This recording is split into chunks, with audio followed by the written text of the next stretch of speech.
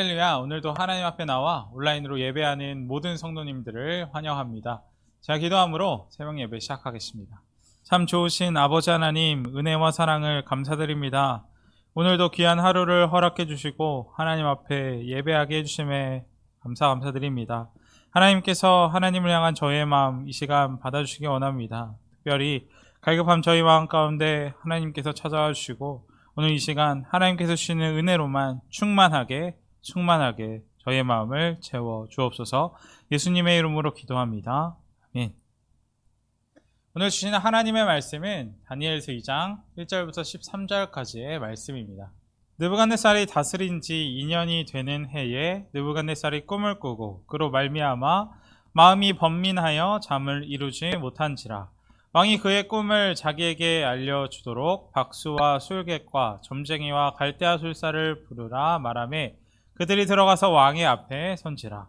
왕이 그들에게 이르되 내가 꿈을 꾸고 그 꿈을 알고자 하여 마음이 번민하도다 하니 갈대아 술사들이 아람 말로 왕에게 말하되 왕이여 만수무강 하옵소서. 왕께서 그 꿈을 종들에게 이르시면 우리가 해석하여 드리겠나이다 하는지라.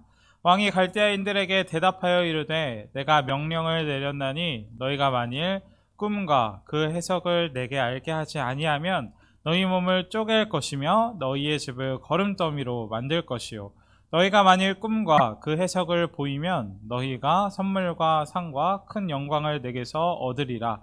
그런즉 꿈과 그 해석을 내게 보이라 하니 그들이 다시 대답하여 이르되 원하건대 왕은 꿈을 종들에게 이르소서. 그리하시면 우리가 해석하여 드리겠나이다 하니 왕이 대답하여 이르되 내가 분명히 아노라.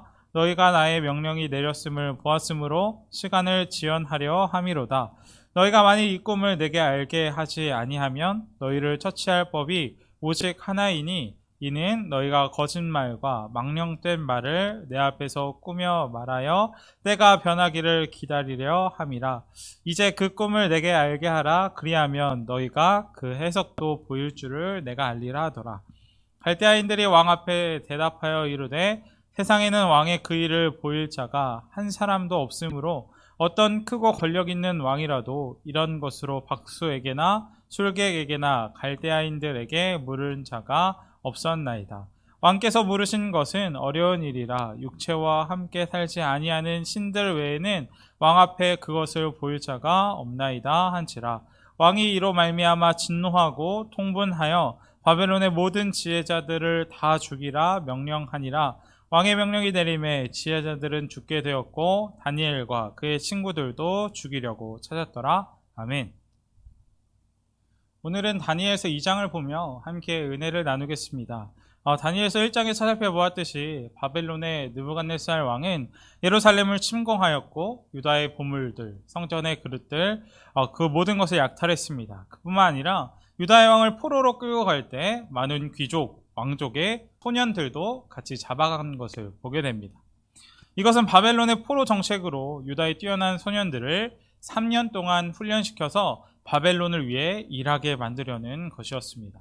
그래서 바벨론으로 끌려간 포로들, 다니엘을 포함한 많은 소년들은 바벨론의 학문과 언어를 배워야만 했습니다.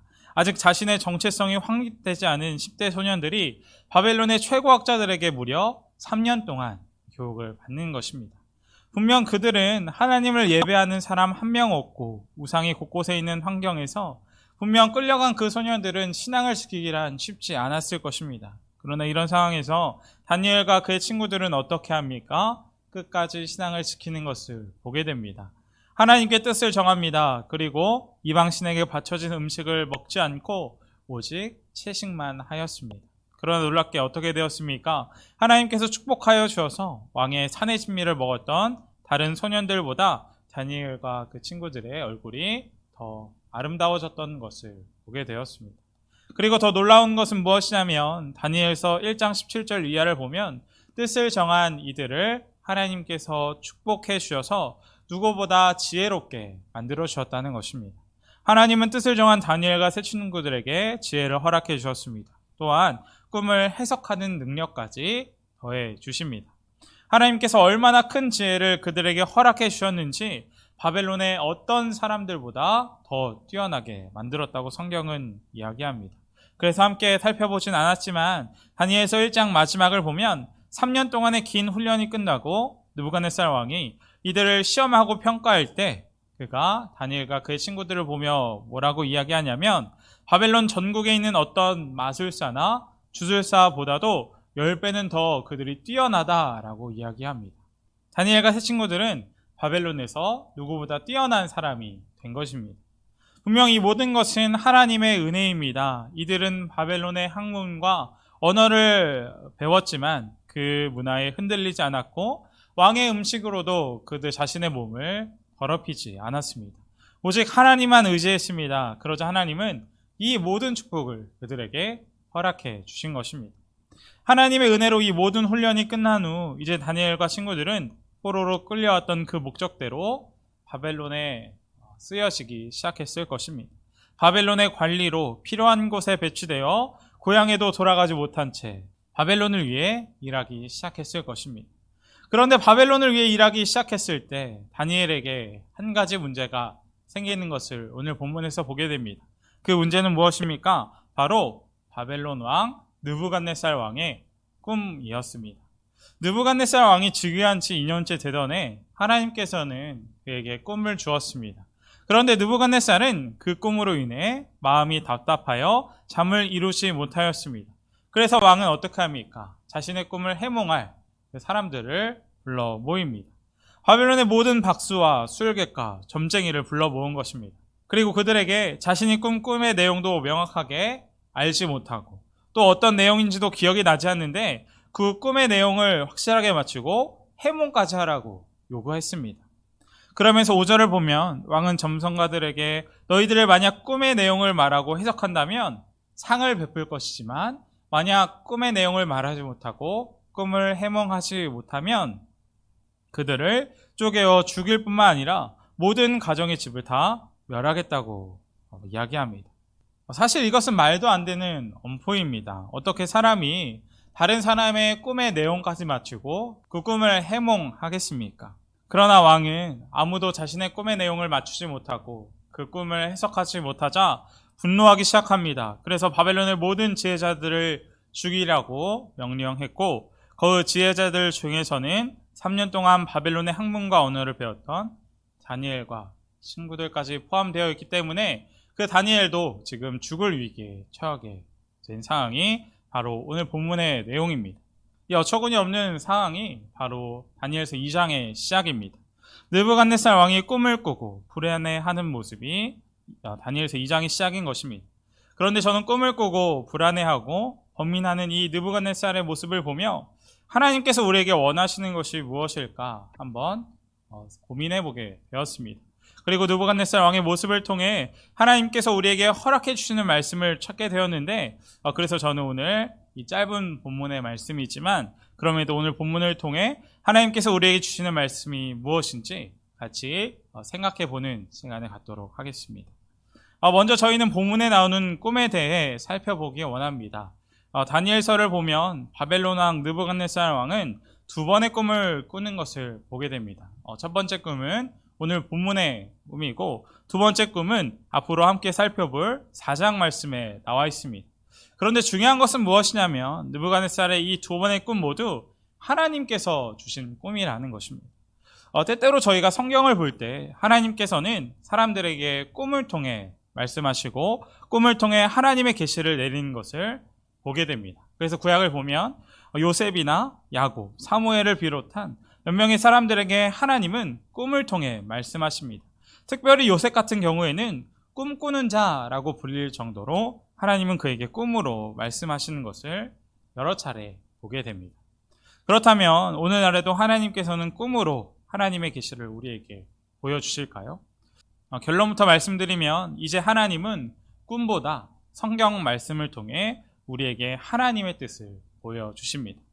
우리 주변을 보면 때로 예수님을 믿는 사람들 중에 꿈을 굉장히 신봉하는 사람들이 있는 것을 보게 됩니다. 저도 신학교를 다닐 때에 꿈을 신봉하는 그런 분들을 본 적이 있습니다. 주님께서 꿈을 통해 북한이 공격해온다는 구체적인 시간과 날짜를 보여주었다는 것입니다.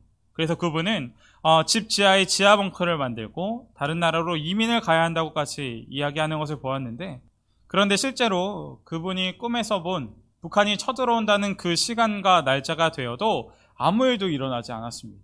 또한 어떤 사람은 이런 사람도 있습니다. 꿈을 절대시 여기면서 꿈으로 인생의 중대한 일을 결정하는 사람도 몇몇 보게 됩니다. 그러나 분명 이런 것은 위험한 일입니다. 물론 하나님께서는 우리 각자에게 하나님의 뜻과 하나님의 계획을 다양한 방법으로 나타내십니다. 때로는 꿈으로도 말씀하시고, 때로는 성령의 세미한 음성 가운데 말씀하시거나, 또 우리 삶 속에서 개인적인 체험을 통해서 하나님이 말씀하시는 것을 봅니다. 그러나 성경이 완성된 후 성령님께서 저자가 되셔서 성경을 완성하신 뒤에는 하나님의 역사와 우주를 어떻게 경영하시는지, 우리를 얼마나 사랑하시는지, 또 우리가 어떻게 살아가기를 바라시는지, 그 모든 것이 성경에 구체적으로 기록이 되었습니다. 따라서 우리는 더 이상 꿈이 아닌 성경을 통해 하나님의 뜻을 구체적으로 알 수 있는 것입니다.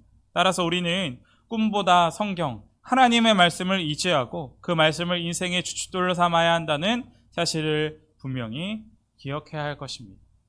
그러나 오늘 본문의 구약시대에 하나님께서는 느부갓네살에게 꿈을 주셨습니다. 그런데 이 꿈으로 인해 느부갓네살 왕은 잠을 이루지 못한다고 본문은 이야기합니다. 왜 느부갓네살 왕이 잠을 이루지 못했을까요?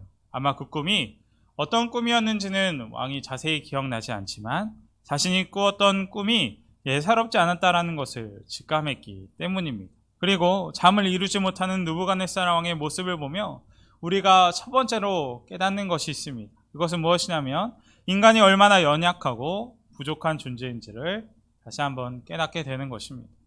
우리가 한번 느부갓네살 왕에 대해 생각해 보았으면 좋겠습니다. 그는 어떤 왕이었습니까?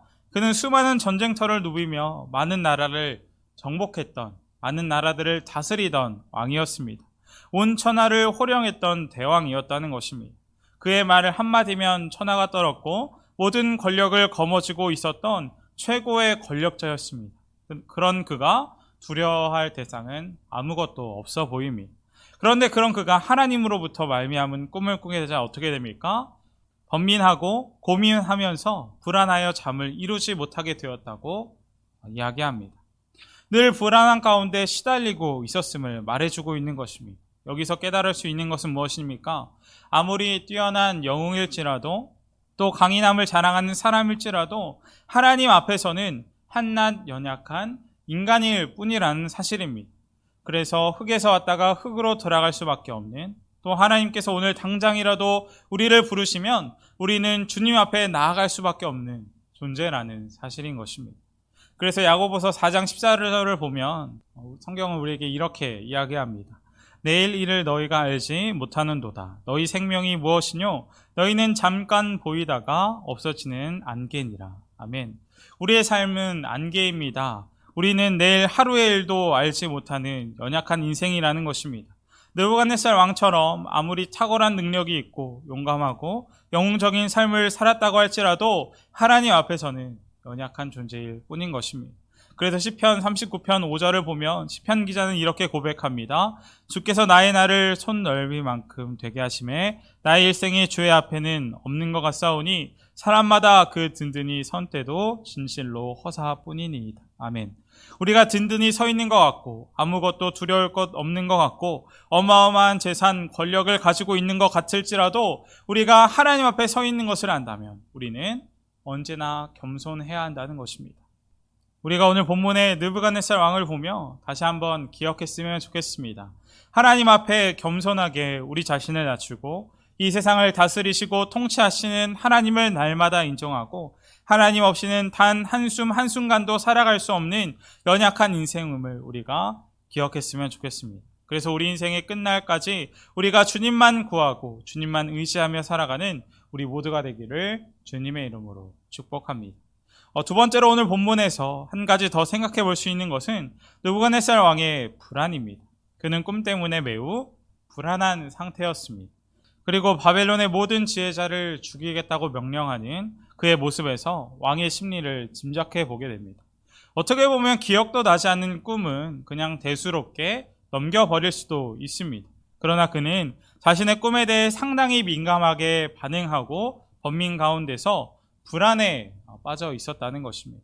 부러울 것 하나 없던 대제국의 왕이었고 엄청난 권력을 가지고 있었던 왕이었지만 사소한 꿈 하나로 인해 그는 불안에 떠는 상황에 놓이게 된 것입니다.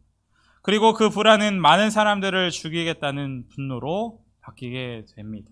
그리고 이러한 불안은 느부갓네살 왕뿐만 아니라 누구에게도 보여집니까? 바로 오늘날 우리에게도 나타나는 것을 자주 보게 됩니다. 현재 많은 사람들은 불안한 가운데 살아갑니다. 미래에 대한 문제, 자녀들에 대한 걱정, 수많은 문제들이 우리를 불안하게 만듭니다. 그러나 하나님을 믿는 우리는 어떻습니까? 마음 가운데 늘 평안함이 있습니다. 왜 그렇습니까? 불안한 상황 가운데서도, 불안한 형편 가운데서도 하나님을 전적으로 의지하고 하나님을 전적으로 믿는 자들에게는 하나님께서 놀라운 은혜로 평안 가운데 우리를 이끌어 주신다는 것을 믿기 때문입니다. 우리가 자주 부르는 찬양 가운데 찬송가 413장을 보면 그 가사가 우리에게 큰 은혜가 됩니다. 내 평생에 가는 길 순탄하여 늘 잔잔한 강 같은지 큰 풍파로 무섭고 어렵든지 나의 영혼 늘 편하다. 내 영혼 늘 평안해. 내 영혼 평안해. 이 찬양의 작사가는 우리의 인생길에서 순탄한 삶을 살지 못할지라도 우리 가운데 폭풍이 몰아치고 어려운 가운데 우리가 내던질지라도 우리의 영혼은 늘 평안하다라고 고백하고 있습니다. 그 이유는 무엇입니까? 바로 하나님께서 우리와 함께 하시기 때문입니다. 우리를 눈동자와 같이 지켜주시고 어려운 가운데서도 보호하여 주시고 인도하여 주시기 때문에 우리는 힘든 상황 가운데서도 불안한 상황 가운데서도 평안함을 느낄 수 있다는 사실입니다. 또 이 찬양의 2절을 보면 뭐라고 이야기합니까? 마귀가 우리를 삼키려고 달려오는 순간에도 우리의 대장 되시는 예수 그리스도로 인하여 우리는 참 평안과 평안을 누릴 수 있다고 찬양하는 것을 보게 됩니다. 그렇습니다. 이 찬양의 가사처럼 우리에게는 주님이 계십니다. 우리를 위해 죽기까지 하신 그 사랑이 있습니다. 그 하나님께서는 우리를 절대로 그냥 내버려 두시지 않을 것입니다. 요한복음 12장 17절을 보면 우리 주님께서는 이렇게 우리에게 약속해 주십니다. 평안을 너희에게 끼치노니 곧 나의 평안을 너희에게 주노라. 내가 너희에게 주는 것은 세상이 주는 것 같이 아니하니라. 너희는 마음에 근심도 말고 두려워하지도 말라. 아멘. 우리가 이 주님의 약속을 다시 기억하였으면 좋겠습니다. 그래서 평안을 허락해 주시는 우리 주님만 바라보고 특별히 이번 한 주간 살아갈 때에 어려운 환경 가운데, 두려운 환경 가운데 노출되어 살아가고 있는 우리들이 정말 주님 허락해 주시는 그 평안과 참 평안을 누리고 이번 한 주간 주님의 놀라우신 사랑에 거할 수 있는 저와 여러분들이 다 되기를 주님의 이름으로 축복합니다. 마지막으로 느부갓네살 왕을 보며 우리가 깨닫는 것은 우리 인간의 한계입니다.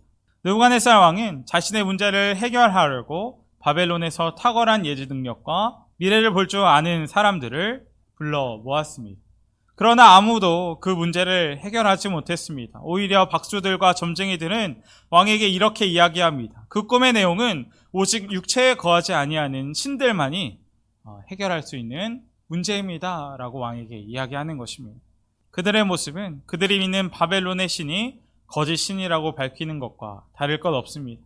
사실 그들 모두 나름대로는 자신들이 믿는 그 바벨론의 신들의 힘을 빌어서 점을 치기도 하고 미래를 보기도 하고 또 꿈을 해석하기도 하는 사람들이었습니다. 다른 사람들이 알지 못하는 일들을 자신들은 안다라는 자부심을 가지고 있었던 사람들인 것입니다. 그런데 그들이 알지 못한다라는 것은 그들이 섬기고 있던 신들이 가짜라는 것을 선포하고 있는 것이고 자기 스스로도 가짜라는 것을 인정하고 있는 것입니다. 오늘 본문의 왕과 점쟁이들은 바벨론 신의 힘을 빌어서 문제를 해결하려고 최선을 다하였습니다.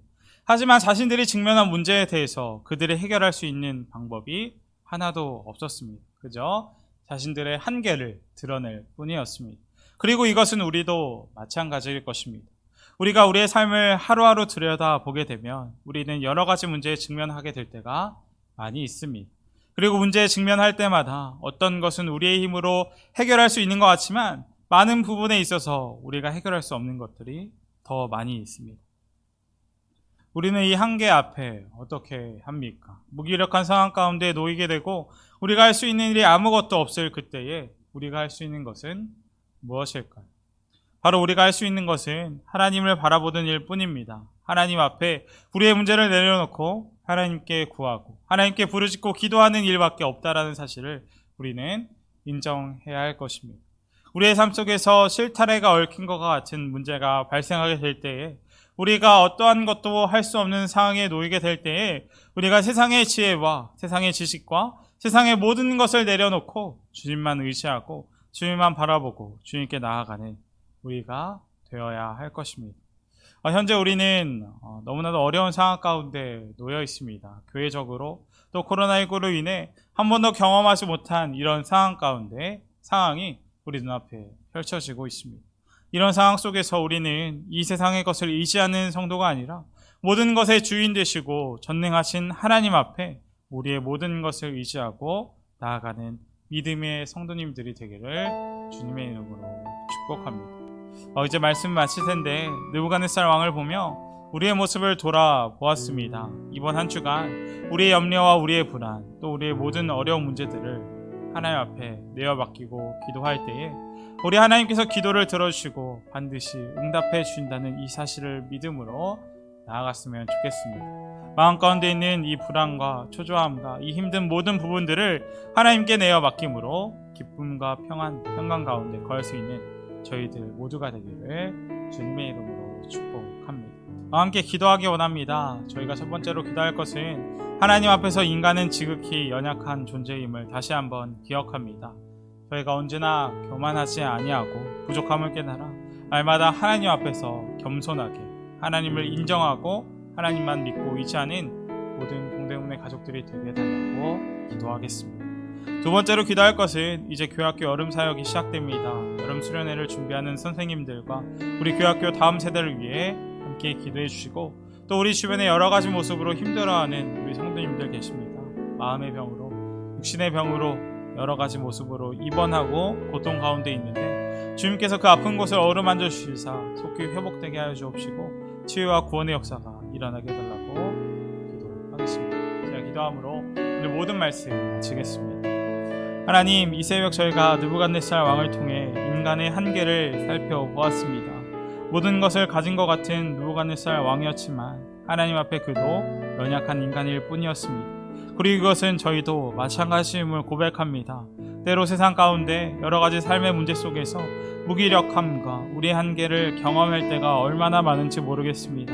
하나님, 이 시간 겸손하게 하나님만 의지하기 원하오니 저희 삶 가운데 하나님의 평강과 평안을 허락하여 주시고 어떤 상황 가운데서도 쓰러지지 않는 넘어지지 않는 믿음의 자녀들이 되게 하여 주옵소서.